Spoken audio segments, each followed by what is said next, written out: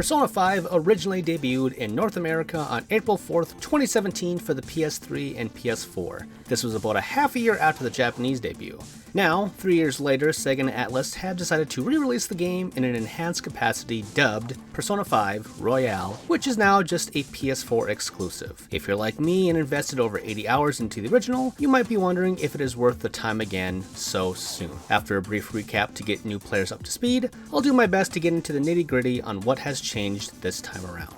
Part classic turn-based RPG, part social sim, the game stars a young high school student wrongfully accused of a crime, forcing him to move away to live with a friend of the family. In this new town, he makes friends and discovers an alternate reality housed in a phone app, which they then use to their advantage in order to create a sort of social justice thieves guild, the Phantom Thieves, whose goal is to correct the misguided, power-hungry adults, attend school, hang out with friends, and fight monsters. That is the basic gist. Two of the biggest additions to Persona 5 Royale are the two new characters, Kasumi Yoshizawa and Takudo Maruki. Kasumi is a younger student who gets introduced fairly fast in the game. In fact, both her and Maruki, a doctor sent in to examine the effects Suguru Kamoshida had on his students, appear prominently after the first mission. It takes a while for Kasumi to become a party member, but both confidants feel right at home and aren't shooed in. These two also play a key role in the main feature of this game, a new semester that takes place after the normal gameplay of the original ended in December. I won't go into details now since it is literally a new pathway to the end, thus is filled with spoilers, but let's just say it is a big chunk of content that worked out well. Goro Akechi has also been retooled. Now players must hang out with him to build up his social rank, which doesn't make a whole lot of sense given what happens to him later. There are good moments to his confidant missions, but it ultimately muddies the waters. Besides newly added story content, there are a plethora of new features and changes to battle mechanics as well. Party members can learn team attacks called showtimes, which are both hilarious and cool to watch. Boss fights are now more involved, and baton passing grants more boosts. Palaces now feature a grappling hook mechanic that allows for new pathways to be explored, most prominently to find will seeds. These creepy looking objects can be taken to Jose, a mysterious young boy exploring mementos, who also has some other missions for players to tend to in the ever-evolving maze. He is also the proprietor of the Thieves' Den, a separate space that allows players to unlock music, cutscenes, artwork, and more. Best of all, Morgana relaxes policies, allowing for players to do more without being scolded at night.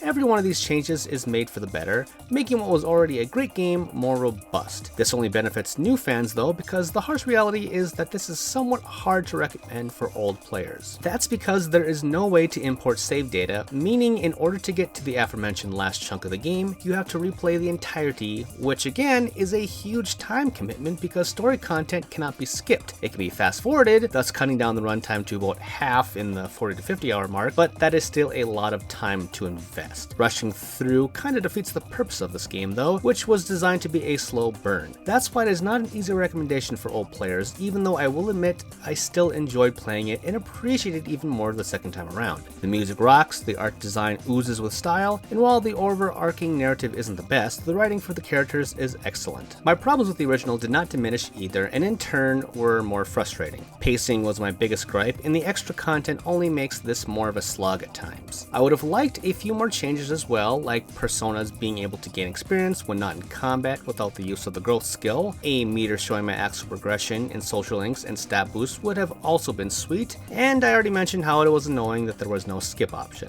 If you can't tell, I'm really broken up about my opinion on this game. Most of the new stuff is great, but it takes a while to get to. Everything good before is even better now, and everything that sucked then, well, it still sucks now. It would have almost been better to release this on a new platform like the Switch or Xbox One to further outreach to new, non-PlayStation fans, but that is neither here nor there. Is it worth another $60 for old players? I really still don't know if I answer that. Based on what I know now after playing this game, I will say I probably would not have paid to play it again so soon. Regardless of that, the point is, this is a masterpiece and the best way to play Persona 5 for new players.